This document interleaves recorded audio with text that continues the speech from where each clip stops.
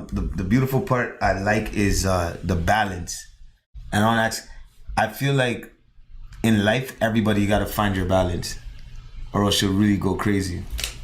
And when you have a calling and purpose, it becomes even more work because, for guys like us who work for ourselves and who are entrepreneurs, like, you gotta understand the outside world. People are working every day. If you ain't working, like if you're sleeping, somebody's up working.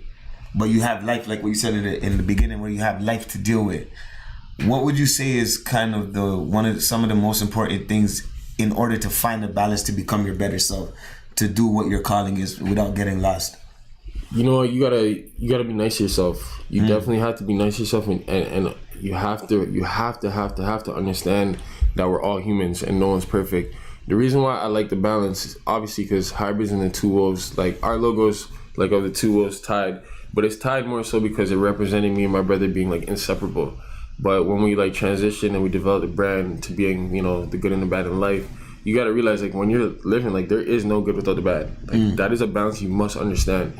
You won't, like, I think a pastor said it, like the prerequisite for triumph is suffering. No man will escape suffering. You have to suffer. Look at any of your idols, any of your professional athletes, the guys you follow, the rappers, and do their story. Like, I'm a big Dave East fan. And, like, if you follow him, he went through the mud the last 3 years. He lost, like, 4 friends. And, we look at him like, oh, so successful, all this stuff. And it's like, but look what he went through to get to this point. I think a lot of people just think that life is just going to be, flowers and rainbows, and when the bad stuff happen, they get super down, like it's not supposed to be happening. Not like that's supposed to happen. That stuff will build you. You have to go through that. You can't just, no athlete's just gonna become an athlete and not get that pump in the gym where they don't feel sore the next day and they can't move. You have to struggle. You have to get through that. It's hard because one of the biggest things